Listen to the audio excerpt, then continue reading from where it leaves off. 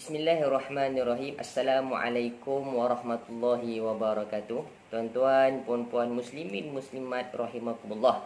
Alhamdulillah, saya suka untuk berkongsikan berkenaan dengan fadilat mengamalkan ataupun membaca surah Al-Kahfi. Yang pertamanya disebutkan hadis Nabi SAW, man hafiza 10 ayatin min awal surah Al-Kahfi usima minad dajjal. Hadis riwayat Muslim. Siapa yang menghafal 10 ayat awal daripada surah Al-Kahfi, maka dia akan terpelihara daripada fitnah Dajjal. Hadis yang lain, man qara'a 10 ayatin min akhir surah Al-Kahfi usima minad Dajjal au idza kharaja Dajjal lam yadurruh. Hadis riwayat Abu Darda. Siapa yang membaca 10 ayat yang terakhir daripada surah Al-Kahfi pun akan terselamat daripada fitnah Dajjal, ataupun saat mana Dajjal keluar, maka dia tidak boleh memberikan mudarat kepada orang tersebut. Baik. Hadis yang ketiga iaitu man qara'a suratal kahfi fi yaumil jum'ati adha'alahu an-nur ma bainal jum'atain aw kama qala. Hadis riwayat Imam Hakim dan Baihaqi. Siapa yang membaca, ini yang tadi baca 10 awal, kemudian baca 10 akhir. Yang ini siapa yang membaca penuh surah Al-Kahfi pada hari Jumaat, maka Allah akan berikan dia cahaya sehingga 2 Jumaat ataupun hingga Jumaat akan datang. Maknanya apa? Perlindungan, keselamatan sepanjang Jumaat di antara Jumaat tersebut. Baik. Jadi terlebih dahulu saya nak mengajak semua hadirin penonton untuk kita amalkan sama-sama surah Al-Kahfi, paling-paling tidak 10 ayat awal ini. Kita baca sama-sama insya-Allah.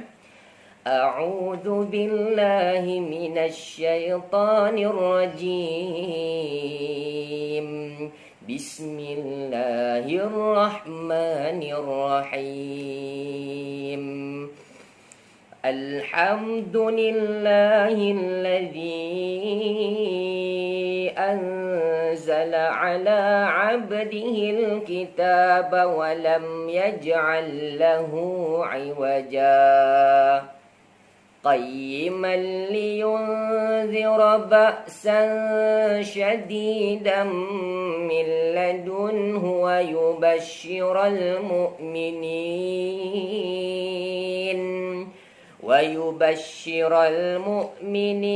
الذين يعملون الصالحات أن لهم أجرا حسنا ماكثين فيه أبدا وينذر الذين قالوا اتخذ الله ولدا ما له به من علم ولا لآبائهم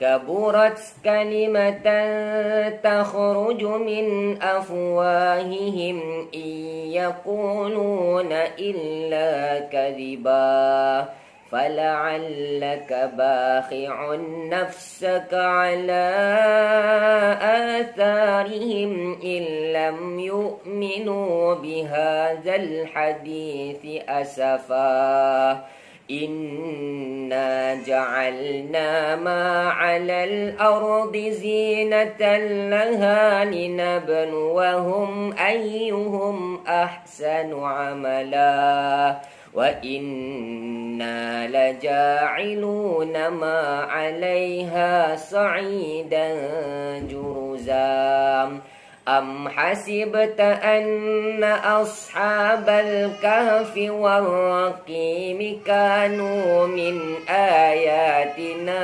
عَجَبًا إذ أوى الفتية إلى الكهف فقالوا ربنا آتنا من لدنك رحمة وهيئ لنا من أمرنا رشدا. Alhamdulillah, itulah ayat pertama hinggalah ayat yang ke-10. Mudah-mudahan kita dapat beramal sama-sama, kita hafal dan kita sampaikan kepada saudara mara kita yang lain. Asbabun nuzul, sebab kenapa diturunkan surah Al-Kahfi. Pada asalnya ada pembesar Quraisy pergi berjumpa dengan pendeta Yahudi di Madinah waktu ketika itu, bertanyakan bagaimana kita nak tahu dia ni betul-betul seorang Nabi. Ni nak test lah, adakah Nabi Muhammad itu benar-benar seorang Nabi. Jadi jawapan pendeta tersebut, kalau nak tahu dia betul-betul seorang Nabi ataupun Rasul, maka tanyakan dia 3 perkara. Yang pertama, tanyakan dia berkenaan dengan Ashabul Kahfi. Yang kedua, tanyakan dia tentang Iskandar Zulkarnain ataupun yang merantau menjelajah timur dan barat.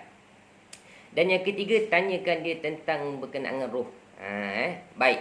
Jadi pendeta Yahudi ini kembali ke Mekah dan tanya kepada Nabi SAW berkenaan dengan 3 perkara ini. Kalau kamu boleh jawab Nabi, maka kami akan ikut kamu. Jadi Nabi seronok. Nabi seronok bila dengar perkhabaran ini, maka ramailah Nabi menunggu, menantikan saat-saat di mana pembesar Quraisy kalau mereka masuk, maka yang lain-lain tu akan ikut mereka. Jadi Nabi kata apa? Nabi kata, esok aku akan bagikan jawapan. Nabi terus yakin. Sebab apa je lah, Nabi seorang Nabi, dia tahu risalah yang disampaikan itu benar. Jadi pasti Allah akan tolong. Baik, jadi kata-kata esok. Dia tunggu esok tak turun. Pembesar Yahudi tanya, bila nak, apa jawapannya? Tak dapat jawapan lagi kan. Dan keadaan itu berlarutan selama hampir 2 minggu, 14 hari kan. Jadi bila dah jarak 2 minggu ni jarak yang lama sebenarnya tuan-puan kan. Jadi macam-macam lah kata Nabi Muhammad penipu dan sebagainya kan. Begitu Last sekali pada hari 14 maka turunlah wahyu Allah Ta'ala menjawab. Yang mana dua soalan dijawab dalam surah Al-Kahfi, iaitu Ashabul Kahfi dan Iskandar Zulkarnain.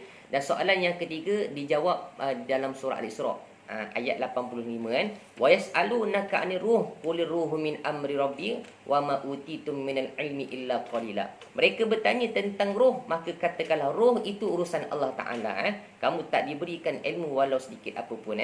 Itulah baik, dalam dijawab dalam surah Al-Isra. Jadi 2 lagi dijawab dalam surah Al-Kahfi. Yang menariknya tuan-puan, Allah tambah lagi 2. Maknanya dalam surah Al-Kahfi ada 4 cerita. Cerita yang pertama Ashabul Kahfi. Cerita yang kedua iaitu berkenaan dengan pemilik kebun dan temannya. Manakala cerita yang ketiga berkenaan dengan Iskandar Zulkarnain. Dan cerita yang keempat iaitu Nabi Musa dan Nabi Khidir. Ada 4 cerita Nabi Musa dan Nabi Khidir yang ada dalam surah Al-Kahfi. Cumanya bila turun saja wahyu ni, ada sedikit teguran kepada Nabi sallallahu alaihi wasallam, iaitu pada ayat yang ke-23 wala taqulanna li syai'in inni fa'ilun dzalika ghada illa ayyasha Allah. Baik, jangan katakan sesuatu tu esok, melainkan lapiklah dengan kata ucapan apa? Insya-Allah. Kemudian ada sedikit al-tegur pada ayat yang ke-6 fala'allaka bakhi'un nafsaka ala atharihim illam yu'minu bihadzal hadisi asafa. Bila Allah jawab atau turunkan wahyu, maka pembesar Quraisy walaupun mereka dengar ini, mereka tak ikut juga. Maknanya gini tuan-puan, nak bagi tahu orang tu, kalau dia tak nak, kalau memang dah tutup rapat kunci pintu hati dia, bagilah beribu-ribu dalil yang kuat bagaimanapun mereka tetap akan tolak. Gitu Sebab itu disebutkan dalam ayat yang ke-6 tadi, seolah-olah Nabi rasa kecewa sangatlah. Mereka tak nak ikut Nabi dah jawab melalui wahyu yang diturunkan, tapi mereka tak nak ikut. Jadi itulah seberingkas berkenaan dengan sebab diturunkan surah Al-Kahfi ini. Tuan-tuan, jangan lupa share kepada sahabat-sahabat kita, saudara mara kita yang lain. Mudah-mudahan kita dapat beramal bersama-sama.